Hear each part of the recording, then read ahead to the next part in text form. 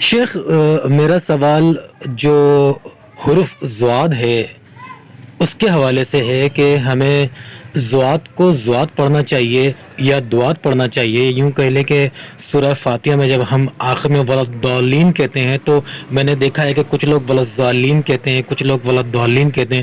تو صحیح اس کا مخرج کیا ہے یہ ذرا بتا دیجیے. ضاد جو ہے وہ ضاد کے مشابہ ہو جاتا ہے، جس کو ہم زوئیں کہتے ہیں. ضاد کے مشابہ ہو جاتا ہے، زال کے یا زا کے یا دال کے یا طا کے مشابہ نہیں ہوتا. ہمارے ہاں عرب کا چونکہ خاصہ ہے اور عرب کے لوگ فصحاء العرب اور فصحاء العجم ہیں، فصیح اور بلیغ ہوتے ہیں، تو یہ اس کا مخرج ہے ذرا مشکل ضرور ہے. ضاد کا مخرج علماء کرام بیان کرتے ہیں حافہ لسان جب اضراس علیا سے ٹکرائے اور آواز پورے منہ میں پھیل جائے. کیا معنی ہوا؟ زبان کا کنارہ اوپر کی داڑھوں کی جڑ سے جا کے لگے. اب اس طرح ضاد کو ہم نے کسی کو دیکھے نہیں کہ وہ ادا کرتا، سب یہیں سے ادا کر رہے ہوتے ہیں، نوک سے. تو کوشش کرنی چاہیے، اس کی مشق کرنی چاہیے. قاری عاقل صاحب یہاں ایسے اور کوئی اچھے ساتھی آپ کو مل جاتے ہیں. قاری ہارون صاحب بھی کچھ ٹائم، عمران ہارون صاحب بھی شاید ٹائم دے رہے ہیں ماشاءاللہ. تو مشق کرنی چاہیے. اب تو ایسی چیزیں آ گئی کہ آپ جس پہ وہ پین رکھتے ہیں وہ آپ کو بتاتا ہے اس کو ایسے پڑھنا ہے.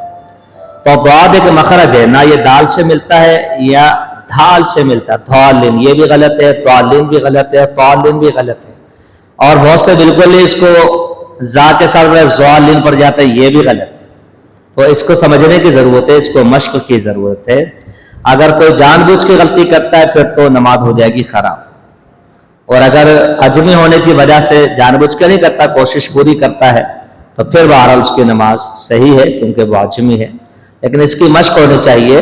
یہ ضالین کوئی چیز نہیں ہے جو لوگوں نے بنا رکھا ہے کہ یہ بلکہ علماء احناف تو کہتے ہیں ضاد کوئی چیز ہی نہیں ہے. وہ تو کہتے ہیں ہوتے دربا دربا دربو دربت، وہ دال سے پڑھتے ہیں. وہ کہتے ہیں یہ ضاد کوئی چیز ہی نہیں. کہتے ہیں پڑھتے نا آپ لوگ، سب نے بھی پڑھا ہوا ہے زاربا دربا درب، وہ کہتے ہیں دربا دربا دربو. تو ہمارے شیخ حاکم الدین رحمانی اورنگی ٹاؤن والے رحمہ اللہ کہا کرتے تھے. تو اس کا مطلب تو یہ ہوا کہ کسی عورت کو اگر مرض لگا ہو، ہم کہیں اس کو مرد لگا ہوا ہے، کیا ہم یہ کہیں اس کو مرد لگا ہوا ہے، تو یہ بہرحال تجاوز ہے، ایسا نہیں ہونا چاہیے. میں سمجھتا ہوں جماعت القرآن وغیرہ اگر آپ پڑھیں مولانا اشرف علی تھانوی وغیرہ کی، تو انہوں نے بھی اس کی مذمت کی ہے کہ ضالین کوئی چیز نہیں ہے، ضاد ہی ہے. البتہ اس کو ادا کرتے ہوئے لوگ جو ہے وہ اس کو کبھی دال سے جوڑ دیتے ہیں اور کبھی زال سے جوڑ دیتے ہیں، یہ غلط ہے. اس کی مشق ہونی چاہیے. تو وہ ایک باقاعدہ مخرج ہے اور یہ عرب کا ایک خاصہ ہے کہ وہ اس کو سمجھتے ہیں.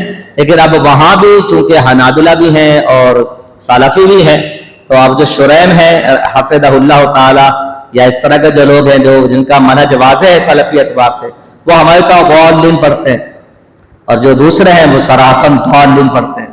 تو ضالین بہرحال صحیح نہیں ہے. ہمارے ابھی بعض علماء اس کی نقالی کرنے لگے ہیں. اس کا ایک مخرج ہے جو اس کو بہت زیادہ اگر قریب کرے گا تو ضاد کے زوئیں کے قریب کر سکتا ہے. نہ زال ہے، نہ زا ہے، نہ پوئے ہیں جس کو ہم پوئے کہتے ہیں، پا ہے، اور نہ دال. ٹھیک ہے جی. تو اچھا اس میں ایک چیز اور میں جو سمجھتا ہوں شاید آپ کو عجیب سا لگے، آپ نے دیکھا ہوگا انگلش میں جب لکھتے ہیں نا HADITH کہتے ہیں یہ حدیث. بھائی HADEES کیوں نہیں کر دیتے آپ اس کو؟ بولے نہیں جی وہ انگریز ہے نا، وہ تو ان کی زبان ہے جیسے وہ بتائیں گے. تو وہ تو کہتے ہیں جی MECCA مکہ ہو گیا، جب چاہا MAKH کر دیا، مکہ کر دیا. یہ کیا بات ہے؟ کہتے ہیں یہ امریکہ ہے نہیں برٹش ہے، ہر چیز کا حل نکالا ہوا.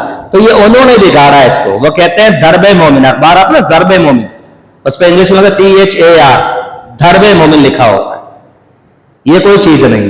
تو بگاڑ یہ وہاں سے آیا میں سمجھتا ہوں. لہذا اس کو سمجھنے کی ضرورت ہے. کسی ماہر مشاق قاری سے اس کو سیکھنا چاہیے.